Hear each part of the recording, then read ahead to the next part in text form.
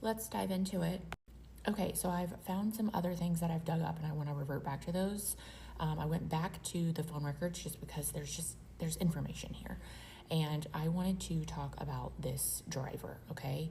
And I wanted to talk about how Dylan texted him at 2:10, maybe 3:10, we don't know her times, and she wants to know if he's driving. Now, she does this because she says that when Kaylee and Maddie got home with their food and everybody was hanging out, that they all wanted to go back out and get more food, okay, from a truck that was going to close in minutes.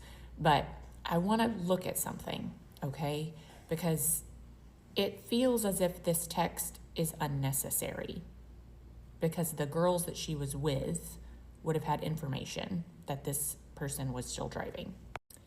So in Eric Gower's statement on Friday, November 11th, 2022, Eric had worked until 3 a.m. He started driving again between 10:30 and 11 a.m. on the 12th. Okay, so he was driving until 3 a.m. on the 11th. And then he was steady in the afternoon, and he had steady work until 3 or 4 in the morning on the 12th. Isn't this what that reads?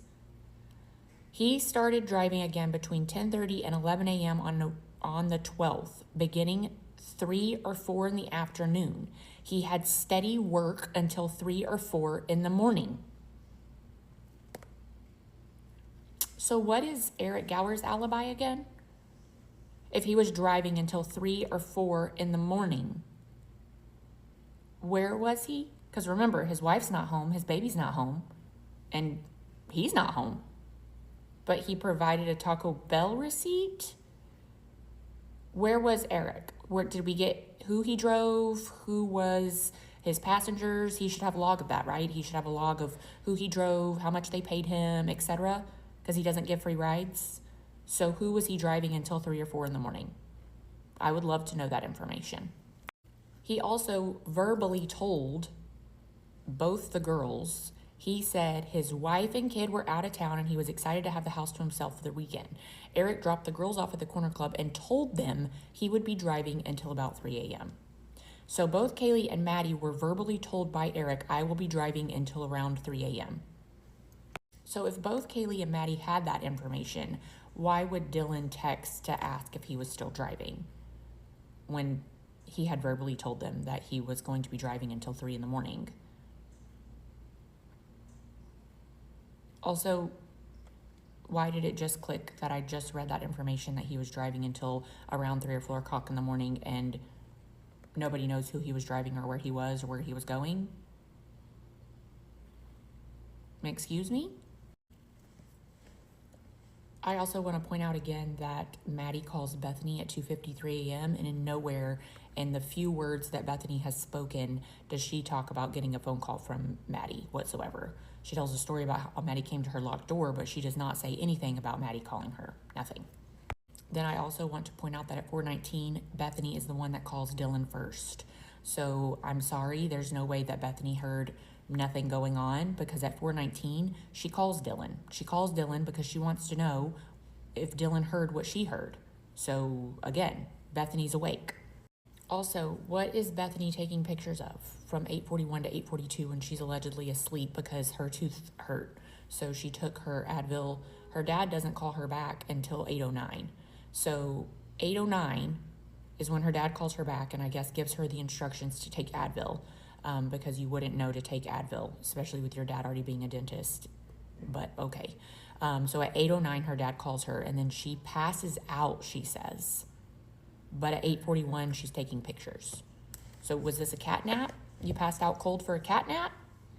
Because you didn't pass out cold due to your toothache because that's 30 minutes.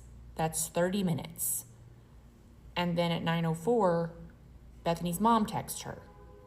Again, did we tell our parents anything? Did we say anything to our parents? Because at this point, you guys are so scared that you won't leave this room to even go to the bathroom. So did you tell your parents that you were trapped in a room and you didn't have access to food, water, or a restroom? Also, something else, when everybody's like, they were on Snapchat because they were trying to see if their roommates would answer them. Well, I can assure you that people that are no longer alive can't send you incoming Snapchat messages. So who is Dylan texting on? Who is Dylan messaging on Snapchat? Because she has incoming and outgoing messages, which means she's conversing with people or multiple people on Snapchat. Okay, this is not her just trying to get a hold of roommates. Oh, there she is again, 10:30 to 10:45, more incoming and outgoing. So receiving messages on Snapchat. Now, what on earth could you be talking about on Snapchat? Because you are so scared that, again, you're not leaving this room to even go to the restroom. So what on earth could you be talking about on Snapchat? Because then JM texts BF. Well, guess who JM is? Jenna McClure. Someone sent this information to me. Well, this part I had to just, I have to confirm for myself. I could not find what you sent me, so I dug and I found it. But if it was you that sent me, I am not trying to not shout you out. I literally could not find it in any of my messages. But this is Jenna McClure, and you have to remember that Bethany and Dylan were part of the Pi Beta Pi. And Jenna was none other than, I just want to show you that this is her contact on there with the Vandal Solutions so that you don't know that you know that this is her.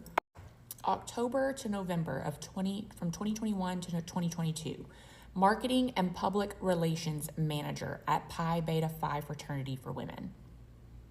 Now, why on earth would this person, the Public Relations Manager, be contacting Bethany?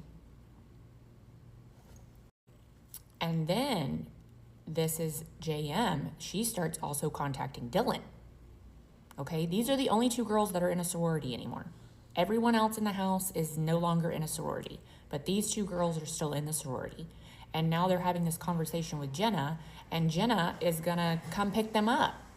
That's what Jenna says. I'll come get you guys. Do you need me to come get you guys? And she's on her way. Bethany made plans for Jenna to come and get her.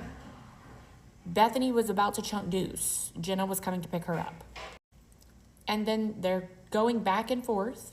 Bethany's going back and forth with JM. Plenty of conversations with JM. Wonder what they're talking about. Then JM texts BF 3 more times. Dylan's on Instagram again. And then finally at 11:56, a minute after JM's last text, BF calls 911.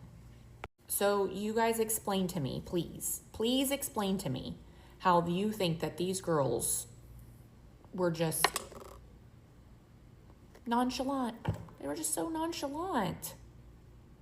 No.